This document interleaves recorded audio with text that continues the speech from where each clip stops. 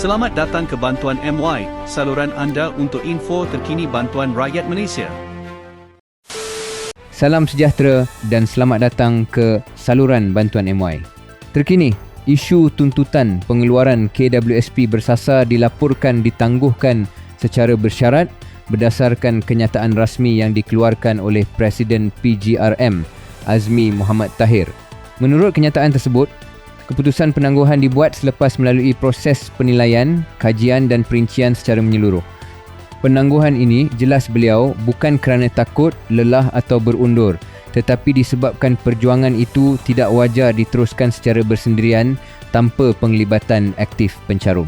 Isu pengeluaran KWSP melibatkan jumlah pencarum yang sangat besar dan memerlukan komitmen serta kesepaduan di bawah satu gerakan yang tersusun, bukan sekadar sokongan dalam bentuk kata-kata atau sokongan atas talian semata-mata. Dalam kenyataan itu juga ditegaskan bahawa perjuangan tersebut tidak dihentikan sepenuhnya, sebaliknya hanya ditangguhkan sementara. Ia akan disambung semula sekiranya wujud penglibatan pencarum secara jelas, bertanggungjawab dan komited untuk bergerak bersama dalam satu gerakan yang teratur.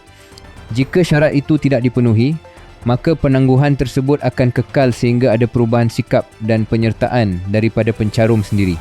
Pada masa sama, beberapa urusan rasmi dan dalaman pertubuhan dilaporkan masih diteruskan seperti biasa, termasuk susulan terhadap perkara yang telah dibincangkan dengan pihak berkaitan sebelum ini. Antara faktor utama penangguhan ini adalah sambutan yang dilihat tidak memberangsangkan dalam beberapa program dan inisiatif sebelum ini.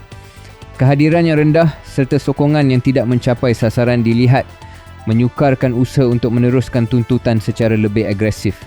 Situasi itu menyebabkan gerakan berkenaan tidak dapat digerakkan secara kolektif, sebaliknya hanya bergantung kepada usaha individu tertentu.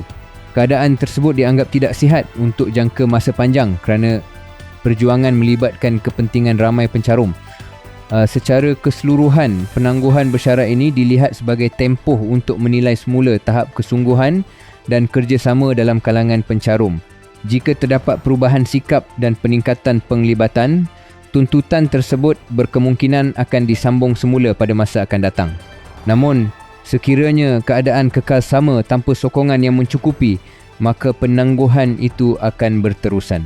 Setakat ini, tiada sebarang pengumuman rasmi daripada pihak kerajaan atau KWSP berhubung pembukaan pengeluaran bersasar baharu. Sebarang keputusan berkaitan pengeluaran KWSP hanya boleh dilaksanakan melalui dasar kerajaan dan pengumuman rasmi oleh pihak berkuasa. Pencarum dinasihatkan untuk terus mengikuti perkembangan semasa daripada sumber rasmi bagi mengelakkan kekeliruan atau maklumat yang tidak tepat.